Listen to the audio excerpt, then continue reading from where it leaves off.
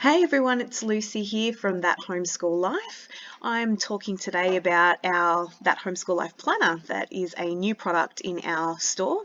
I'll link to that in the comments. But yeah, this is something that I actually started back in 2016. I had another little business, Finds on Fitzroy, which was our little vintage and retro store for those who used to come along to that. And as part of that, we used to run workshops, and one of the workshops that I ran was about organisation and people saying that they needed a little help with home organisation, and that's something that I also really enjoyed. So I back in the end of 2016, I released a set of planners. One was for business, one was for homeschool, and one was just for the family. Now, I've done a lot of those the homeschool printables. I've added a lot of those over the last year into our resource library, and have even given a lot of those away for free in our freebies page. But I felt that it was kind of time to digitize some of the original sheets that I made in our planner, in our homeschool planner. So I've finally gotten around to doing that. A little bit of sickness at the moment for me in terms of lowering my steroid dose because of lupus has meant that I am not as mobile as I was. So it gives me a little bit more time to kind of focus on things like this. So this is our intro page, and we move straight into a perpetual calendar, which I've found helpful because I can just add the days, the dates up here in the top right hand corner of each of these boxes. And when I do that, it means that I can, because there's no actual date set on there, it means I can print it off every year. So I hope that might be helpful for some of you. There's also space, as you can see here, for monthly focus and for holidays or events that you might have planned as well. So that takes us all the way through to December. I'll just skip to that bit there. And now we move into the Knowing My Child sheets. These have some prompts which, I do these about every 6 months, at least every 12 months, but I try and do it every 6 months. And there's a printable version here too, more print-friendly version, which doesn't have the pink in it. But yeah, it's got some little prompts there that you can sit down and think about for each child. This has some spelling word practice sheets on there as well. For some people, they like to, have your spelling word practice there. And sometimes people like to have that in big lists. It's up to you what you do there. Again, you can choose to print all of these off, or you can just print some of these off. Like if you don't like this splatter here, then just print the next one off that has it without it. So this is a weekly homeschool observation sheet, and it's just handy to have these so that you can quickly grab one and write down things that you did that particular week. This one's a monthly one, again with the paint splatter, again with this one without, and it might just be a bit of a summary looking back on some photos or some of the work samples your kiddos have done, and you can just quickly write down some of the highlights, I guess, for your own records. This one is Knowing Yourself, and it's all about taking some time out, to think about how you are doing. And sometimes we don't even know how we're doing, and we don't know even how to assess how we're doing. These give you some of those prompts that might just help you to know yourself a little bit better. So yeah, I try and do those and just take stock of how I'm feeling regularly so that I can, be as intentional as I can. That's the whole goal of my planner. Is none of this came naturally to me. I'm not an organizer. I'm not an organizer by nature, and so I've had to learn with a house of 7 people. I've had to learn to become, as organized as possible, but in a way that still honors my needs and who I am, because I can't just change who I am. I can just make things a little bit easier on myself when I don't feel as overwhelmed. It helps to really curb anxiety for me if I know where things are and if I can stay on top of things. So this activity tracker helps with homeschooling activities. Now we have a Monday planning session, but we've also used different types of activity trackers over the years. This is one that you could use and put in, say, Math UC or maths work here, here, and you could say you're planning with a line going halfway through, like on the diagonal, Monday, Wednesday, Friday, and when you've done that, or your kiddo has done that on the Monday, they can colour it in on the other side to say that that's been done, or a tick in the box, whatever you want to do. Again, there's a similar one for Chore Tracker. So we've got the activity tracker and a chore tracker. We've got a meal planner. We would be absolutely lost in our house without our meal planner, so that works for us. Pardon me.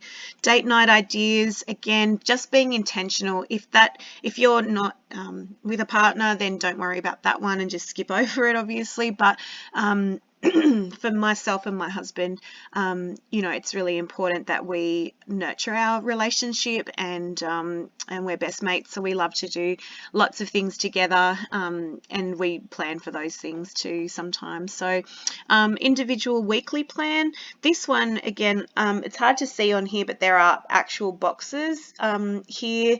They don't take up too much ink, so you can you can print those and have just in here the work for the week. So this comes in handy, for instance, like if I know ahead of time that I'm going to be out of action because of going to hospital, or just being unwell, we can set out our work for the week, all the books and equipment that's needed, and any outings or activities that the kids need to sort of leave home for. There might also be some follow-up things here that need to sort of carry over for the following week.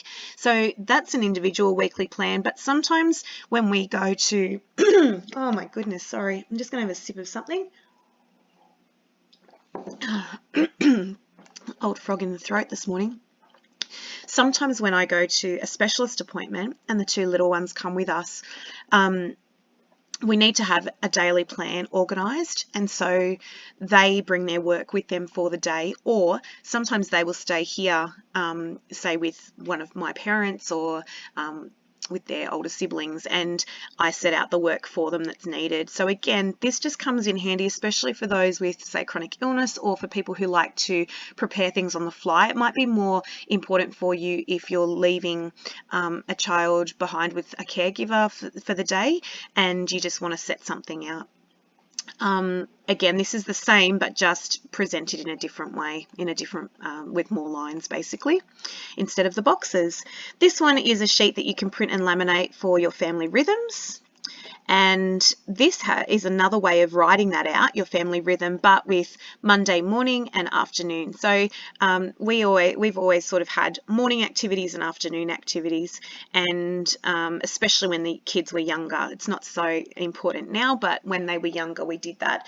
And that one has got Monday, Tuesday, Wednesday on one page, Thursday, Friday, and weekends on another. Again, you may like to print those out.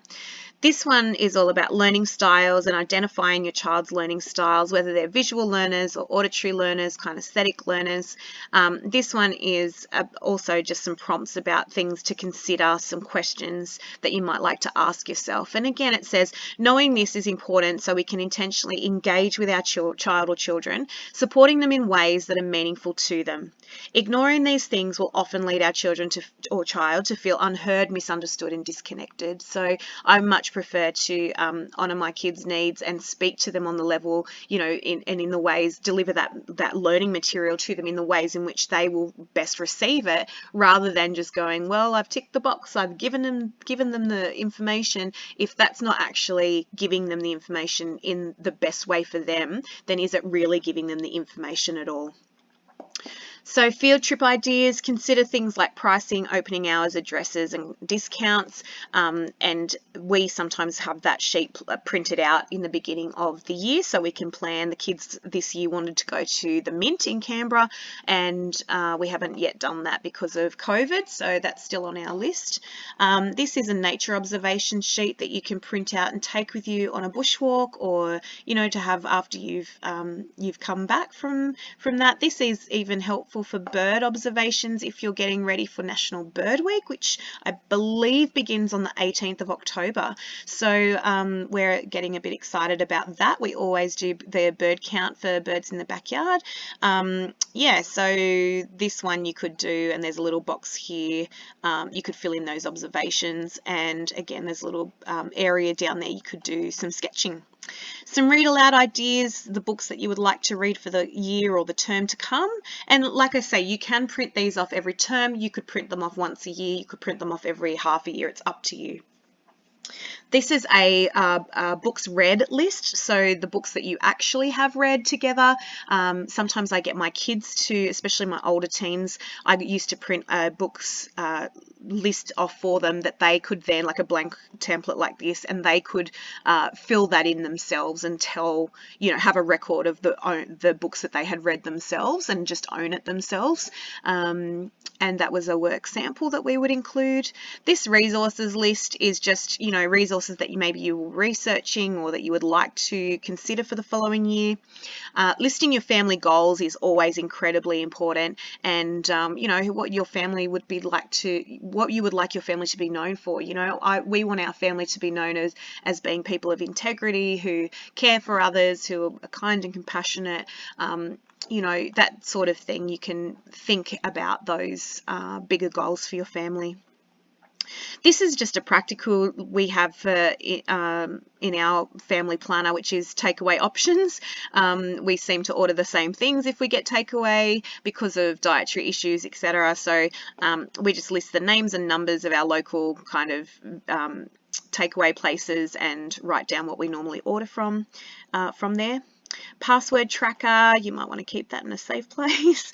Family gratitude, every month when it's actually the new moon, our family gathers together and has a dessert night, and we list the things that we're grateful for. We keep all those sheets in a folder, and then we read them back on New Year's Eve and just recap the kind of year that we've had, and gives us time to reflect and be grateful for things. That's a personal gratitude sheet as well. So this one's family gratitude, this one's just personal gratitude if you wanted to reflect on that. And that brings us to the end, which is the birthdays. It's just it at a glance kind of birthdays sheet, and so that you can just have like all the birthdays listed there. That's about it, and it just ends with ways that you can keep in touch. So I hope that's been a helpful little review for you of that Homeschool Life Planner.